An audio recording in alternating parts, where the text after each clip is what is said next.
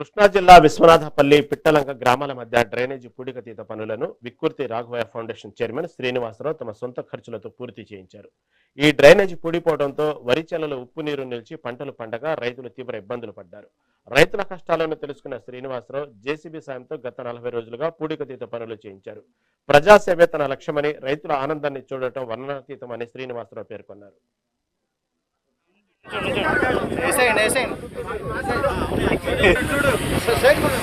ఒక నియోజకవర్గానికి కాదు, జిల్లా కుక్కలుండా కూడా గ్రామాలు బాగుపడతాయని నా అభిప్రాయం.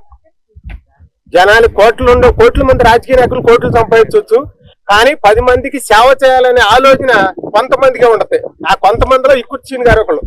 మేము 10 రోజులు అడిగాం, మా ఉంటూ 15 రోజులు అవుద్దండి అన్నాం. 15 రోజులు కవర్ చేసేస్తాను, కానీ ఇవాళకి 37 రోజులైనా కూడా మిషన్ మేము వేసుకెళ్ళిపోతామండి, మీరు తొందరగా అవజేయండి అన్న మొక్క రాకోకుండా, రైతులకు ఇబ్బంది పడకోకుండా ఇంకా చేసుకోండి మీరనే భరోసా కల్పించిన వ్యక్తి ఇక్కుర్చీని గారు. అలాంటి వ్యక్తి రాజకీయాల్లో ముందుకొచ్చి ఇంకా ప్రజాసేవ చేసి ప్రతి గ్రామాన్ని అభివృద్ధి చేసి ఒక్కొక్క గ్రామాన్ని దత్తత తీసుకుని కూడా అభివృద్ధి చేస్తాడని నేను మనస్ఫూర్తిగా కోరుకుంటూ సెలవు తీసుకుంటాను. ఈ రోజు మాకు ఈ కార్యక్రమాన్ని ఇంత విజయవంతంగా మాకు సహకరించిన విక్కి శ్రీనివాసరావు గారికి మా హృదయపూర్వక ధన్యవాదాలు.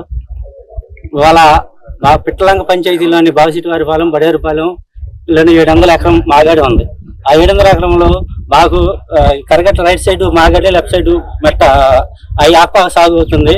ఆ ఆక్వా సాగులో ఉప్పు నీళ్లు వచ్చి మా మాగాడి అంతా చాలా వరకు పాడైపోయింది. మాకు వచ్చే మంచినీళ్ళు కూడా మాకు ఇదైనవి.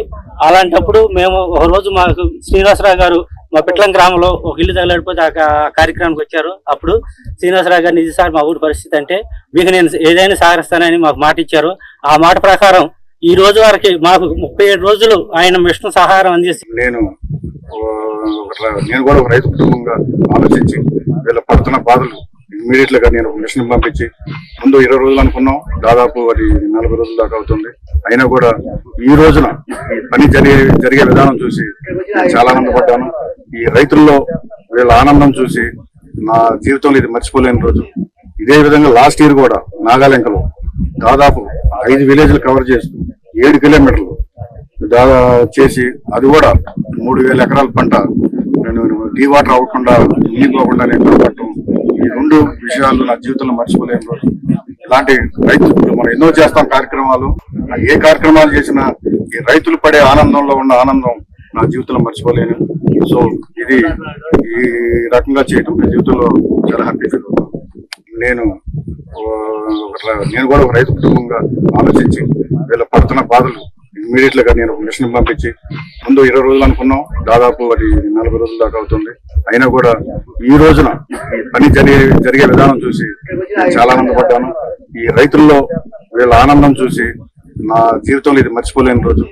ఇదే విధంగా లాస్ట్ ఇయర్ కూడా నాగాలంకలో దాదాపు 5 విలేజ్లు కవర్ చేస్తూ 7 కిలోమీటర్లు చేసి అది కూడా 3000 ఎకరాల పంట నేను డీ వాటర్ అవ్వకుండా నీకోకుండా నేను కాపాడటం, ఈ 2 విషయాలు నా జీవితంలో మర్చిపోలేని రోజు.